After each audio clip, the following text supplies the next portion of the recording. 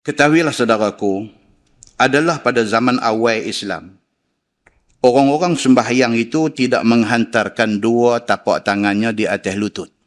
Zaman awal Islam, semayang ada rokok, ada sujud. Cuma beza dia apa dia? Bila rokok, tangan tak duduk di lutut. Itu beza dia.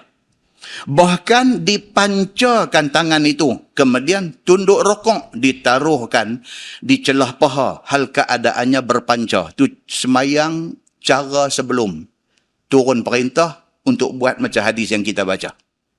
Pancar maksudnya ni, dia buat lagu ni. Ni pancar dia panggil. Yang ni yang rugi orang tak main kuliah. Dia buat lagu ni. Dia pada dengar keset, dia dengar CD, dia buat lagu ni. Itu lagu mana? Tak nampak. Buat lagu ni. Ini dia panggil panca. Zaman sebelum Islam, bila semayang, takbir, Allahu Akbar, qiyam, baca doa iftitah, kemudian baca Fatihah, kemudian baca surah. Kemudian nak rokok, Allahu Akbar, tangan dia pancar tu, dia pergi buah celah kangkang. Dia bongkok macam orang rokok juga, tapi jari dipancarkan dan dia pergi bubuh celah kangkang. Lagu budak-budak tidur musim hujan. Dia buat lagu tu. Itu semayang cara zaman awal Islam. Dia kata. Kemudian ditegah oleh Nabi SAW memperbuat yang demikian itu. Kerana itu menyerupai Yahudi. Ni cerita duk pancar tangan buah celah kangkang ni, dia kata ini kebiasaan Yahudi. Bermula letak tangan di atas dua lutut pada masa rokok itu disuruh oleh syarak dengan dalil hadis yang dikeluarkan oleh Imam At-Tirmizi. Ni cerita semayang lagu macam kita duk buat lah. Bila rokok Allahu Akbar, tangan pi ke lutut, pegang kepala lutut tu, ada hadis dia yang suruh buat macam tu. Kata dia an Abi Abdirrahman As-Sulami radhiyallahu anhu qala lana Umar bin Al-Khattab radhiyallahu anhu. Diriwayatkan daripada Abi Abdirrahman As-Sulami, kata dia telah berkata kepada kami Umar bin Al-Khattab radhiyallahu anhu. Kata dia, inna rukab sunnat lakum fakhudhu birrukab. Bahawasanya meletakkan tangan di atas dua kepala lutut dalam sembahyang itu bukanlah rekaan orang. Tuan, dia nak habang kat kita, kata, Islam ni, ibadat kita ni, ditunjukkan oleh Allah dan Nabi habang. Dia nak habang kat kita, kata, hal ibadat dalam Islam ni, tidak ada ruang untuk reka. Ibadat khusus, semayang, puasa, zakat, haji, umrah, semua ni, ibadat khusus. Mesti buat exactly, sebiji macam yang Tuhan bagi tahu dekat Nabi, Nabi bagi tahu kat kita. Tidak ada ruang, tidak ada satu sudut yang boleh masuk unsur tokok tambah. Tak boleh. Kita semayang, Nabi kata, sallu kama ra'aitumuni usalli. Hampa semayang macam hampa tengok aku semayang. Nabi kata, maknanya semayang ni satu package yang dah diikat oleh Nabi. Kena ikut package tu. Tidak boleh tambah. Sama ada penambahan itu dari segi sembahyang ataupun penambahan dari segi cara sembahyang. Contoh kata penambahan sembahyang. Sembahyang yang tak ada. Nabi tidak pernah buat. Tidak ada hadis cerita Nabi buat. Kita jangan pergi buat memandai nak buat. Jangan. Pergi buat sembahyang awal Muharram. Tiap-tiap tahun nanti ada SMS masuk, mai ustaz nak minta pencerahan. Itu perkataan baru orang suka pakai lah ni. Ustaz nak minta pencerahan. Semayang awal Muharram ni macam mana? Semayang awal Muharram apa kebendanya? Kita jawab, tidak sabit daripada mana-mana nas, Quran ataupun hadis. Dia jawab mai balik. Tapi ustaz mai mengajak surau kami semalam kata ada. Habis. Semayang awal Muharram. Saya tentang pula. Ustaz, macam mana kaifiat sembahyang nisfu Sya'ban pula dah? Nisfu Sya'ban tu pula ada satu semayang pula. Semayang nisfu Sya'ban. Orang kita ni sembahyang-sembahyang yang bersabit secara qat'i daripada hadis yang sahih. Dia ada banyak. Dia tak pergi buat. Dia pergi cari hak macam ni. Dia pergi buat. Allahu Akbar. Nabi SAW dia sangat serius tentang benda ni. Nabi SAW dia cukup jaga benda ni. Nabi tak mau ada di kalangan orang Islam ini dalam hal yang melibatkan ibadat khusus. Nabi duk mereka buat. Tak boleh. Ini mesti ikut cara yang Allah bagi tahu dekat Nabi. Tidak boleh memandai-mandai. Maka hadis yang kita baca ni dia kata apa? Dia kata inna rukaba sunnat lakum fakhudhu birrukab. Dia kata apa? Bahawasanya meletakkan tangan di atas dua kepala lutut di dalam rokok sembahyang itu bukanlah satu benda yang direka oleh orang. Dia kata. Bahkan telah disyarakkan dan telah disuruh oleh Nabi SAW buat yang demikian itu. Rokok yang tangan duk cekak kepala lutut tu, itu Nabi tunjuk cara rokok macam tu. Maka hendaklah pegang oleh sekalian kamu akan dua kepala lutut itu. Perkataan yang digunakan di dalam hadis ni, fakhudhu. Dia tak kata wada'u. Dia kata khudhu. Maksudnya apa? Pegang. Bila kita rokok tu, tangan kita ni kena pegang kepala lutut. Tuan-tuan tengok ada orang semayang. Dia macam lagu duduk senaman masa sekolah menengah dulu. Dia masa rokok tu, tangan dia tu, dia tak pegang lutut tu. Cik, lagu macam tak sentuh lutut. Lagu action, lagu tu saja. Semayang ni pun dia macam orang berenang juga. Dia ada berenang kuak kupu-kupu. Dia ada berenang bebas. Apa? Semayang ni pun rupanya dia nak buat lagu tu juga. Dia ni lagu nak buat cara dia ni lagu nak buat cara dia. Sedangkan sembahyang itu caranya telah ditunjuk oleh Nabi SAW. Kita tidak dibenarkan untuk mereka cipta cara sendiri. So, dia kata di sini, fakhudhu, maka hendaklah kamu pegang birrukab, lutut kamu itu. Dalam hadis lain dia kata apa? Pegang dan renggangkan jari. Bila pegang lutut tu dan jari direnggangkan ketika rokok, dia kata. Kata At-Tirmizi, dan pada bab ini ada riwayat daripada Sa'ad dan Anas dan Abi Humaid dan Abi Usaid dan lain-lain lagi. Masalah, dia kata letak tangan di atas lutut itu apa hukumnya? Kata Imam At-Tirmizi, dan bermula amal atas hadis di atas tadi oleh ahlul ilmi dan sahabat-sahabat Nabi dan juga tabi'in dan mereka yang kemudian daripada mereka itu. Semua. Daripada zaman sahabat Nabi sampailah kepada tabi'in, sampailah kepada ulama-ulama mazhab, sepakat mengatakan bila rokok, tangan pegang di lutut. Ada orang bila rokok, tangan dia duduk bawah pada lutut. Akibat dia apa dia? Dia rokok tu jadi turun. Kepala dia menjunam ke bawah. Itu rokok yang salah. Bila kita letak di lutut tu, dia dapat 90 degrees. Dia dapat 90 degrees, cantik-cantik aja. Kecuali manusia-manusia OKU yang ada keistimewaan. Macam satu sahabat Nabi dia panggil Zul Yadain. Orang yang memiliki dua tangan, panggil kat dia. Pasal apa? Pasal tangan dia labuh pada tangan orang lain. Ini orang yang diberikan keistimewaan. Zul Yadain. Bagi dia boleh rokok tangan bawah pada lutut. Pasal kalau tapak tangan dia duduk di lutut, dia jadi lagu macam cunggit naik ke atas lagu tu. Maka bagi Zul Yadain, dia ni tangan dia boleh turun bawah pada lutut, barulah dia dapat 90 degree. Jadi kalau ada Zul Yadain di Padang Temusu ini, dia boleh letak bawah sikit pada lutut. Kalau Zul lain, Zul Kipli ke Zul Hilmi ke, tangan kena duduk di kepala lutut. Dia macam tu. Itu kaifiat semayang yang ditunjuk oleh Nabi SAW. Kan cerita Zul Yadain ni dia hadis yang paling popular dia hadis apa? Hadis Nabi jadi imam sembahyang asar. Terkurang rakaat. Ini Zul Yadain ada satu nama di situ. Dia popular dengan hadis tu. Nabi jadi imam sembahyang asar 3 rakaat. Nabi bagi salam. Assalamualaikum warahmatullahi. Assalamualaikum warahmatullahi. Duduk saat Nabi bangkit balik rumah. Rumah tepi raudah tu aja dekat makam Nabi lah ni. Bangkit. Sahabat hadut tinggal ni tengok angkat ke ni, tengok aku angkat ke ni bertanya apa cerita ni? Diskaun 1 rakaat ke apa ke? Asar yang biasa 4 ni pergi jadi 3. Pasal apa? Ada potongan 1 rakaat ke? Ada wahyu baru turun ke? Ada macam mana ke?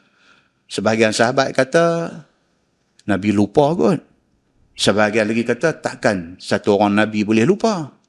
Satu munasabah juga alasan tu. Yang satu lagi kata kalau dah macam tu mungkin ada wahyu baru turun. Ni asar sudah jadi 3. Tak habis cerita. Nabi balik ke rumah duduk dengar bunyi ramai ni.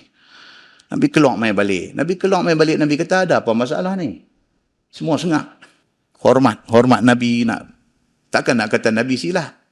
Zulyadain cakap. Dia ni outspoken. Dia ni satu orang yang vokal. Dia kata, ya Rasulullah, tadi kita sembahyang asar, Tuan buat 3 aja. Nabi kata tak, 4. Nabi kata. Zulyadain kata tak, 3. Nabi beralih tengok kat sahabat lain. Dia pun kata, 3. Kan? Hadis Zulyadain. Nabi kata kalau macam tu, Nabi terus pergi duduk balik di tempat imam dia, continue lagi 1 rakaat. Continue lagi 1 rakaat. Sedangkan Nabi dah balik rumah, dah mai balik, kemudian berlaku dialog dan sebagainya, dan Nabi continue lagi 1. Maka hadis tu menjadi hadis kontroversi di kalangan ulama-ulama mazhab. Imam Syafi'i dia kata kalau berlaku kepada kita hari ini, dia kata kira tak boleh sambung dah, kena buat lain. Imam Syafi'i punya pendapat. Tapi ada imam mazhab lain kata apa? Dia kata no. Oleh kerana itu yang ditunjuk oleh Nabi, maka itu yang kita buat. Kalau benda tu terlupa sungguh. Lepas tu orang bagi tahu kata, kita sembahyang dengan anak kita, asal kita buat 3. Anak kita ni Zulkifli, dia bukan Zulyadain. Dia kata, ayah baru 3 aja. Kita kata ya ke? Bangkit, tambah lagi 1. Mengikut beberapa mazhab lain kata, tak ada masalah. Kerana itu yang dibuat oleh Nabi SAW. Itu cerita Zulyadain. Okay? So dia ni tangan dia labuh sikit, masa rokok dia boleh duduk tapak tangan bawah daripada lutut. Lain, tangan kena duduk di lutut dan tunjuk kata pegang lutut tu. Dalam keadaan jari direnggangkan. Begitu. Baik, letak tangan atas lutut dan hukumnya. Kata Abu Isa At-Tirmizi, dan bermula amal atas hadis ini di kalangan sahabat, tabi'in dan mereka yang kemudian daripada itu. Tiada ada perselisihan di antara mereka itu pada yang demikian itu.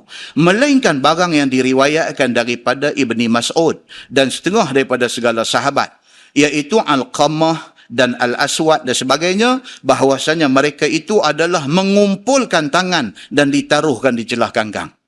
Ada lagi sebahagian sahabat dan bukan kecil sahabat. Ibnu Mas'ud.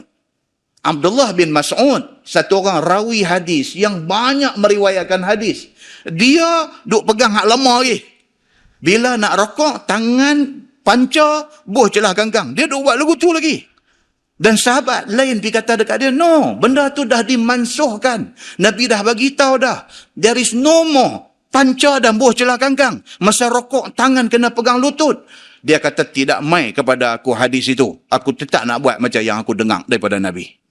Maka dia memegang satu yang syaz, yang berlain daripada yang dipegang oleh kebanyakan sahabat lain. Siapa dia ni? Dia ialah Abdullah bin Mas'ud dan juga Al-Qamah dan juga Al-Aswad. Ini sahabat-sahabat Nabi. Kan Al-Qamah ni orang baik.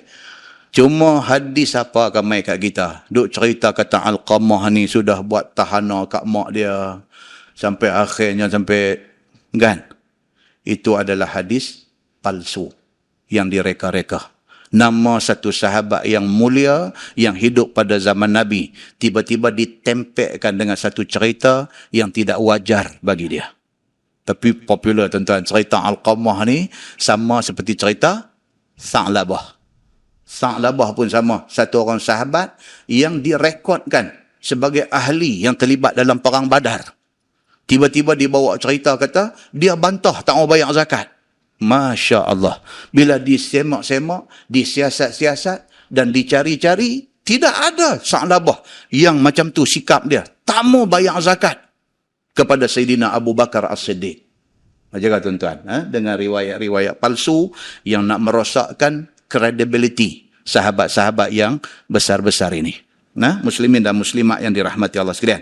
Kata At-Tirmizi, dan bermula mengumpulkan tangan buh celah kangkang pada masa rokok itu telah dimansuhkan di sisi ahlul ilmi. Memang ada dulu, tapi telah dimansuhkan. Tak mau dah yang tu. La ni apa dia? Letak tapak tangan di lutut. Baik. Kemudian di bawah tu, kerana telah kata Sa'ad bin Abi Waqqas, adalah kami memperbuat yang demikian itu. Kemudiannya ditegahkan kami daripadanya. Dulu memang semayang macam tu. Tetapi ditegah. Ditegah maknanya sudah dimansuhkan. Tak boleh lagi dah tangan dipancarkan dan diletak di celah kangkang. Tak boleh. Yang ni akan sebagai tegah karahah dan disuruh akan kami. Yang ni akan sebagai suruh sunat bahawa menghantarkan segala tangan itu atas segala lutut ketika rokok. Dia kata.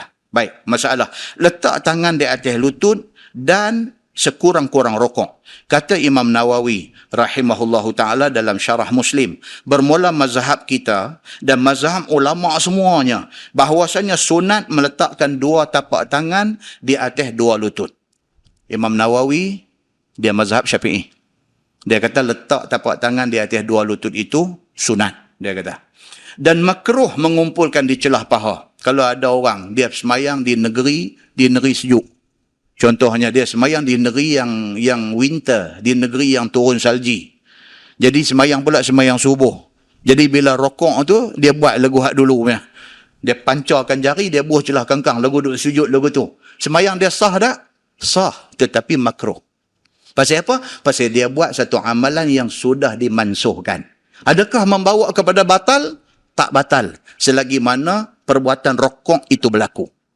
Rokok ni apa tuan-tuan? Rokok ni apa dia? Rokok ni ialah membetulkan belakang badan 90 degree. Itu rokok. Apabila dia buat perbuatan yang macam tu, dia bend, dia bongkok badan dia 90 degree, dia dianggap rokok. Walaupun dia tak baca apa.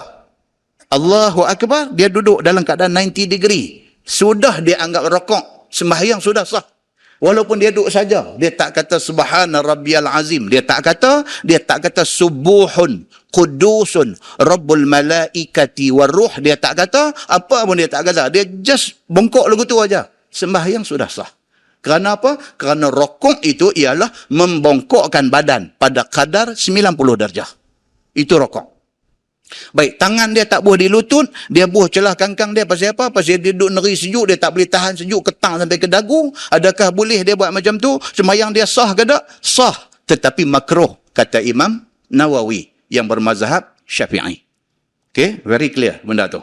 Baik, dia kata, maka melainkan Ibnu Mas'ud dan juga dua kawan dia, iaitu Alqamah dan Al-Aswad. Mereka ni tak peduli. Hampa kata apa pun, kami tetap nak buah celah kangkang juga. Yang ni yang kata Ibnu Mas'ud, Al-Aswad dan juga Alqamah. Dia stick kepada apa yang dia dapat.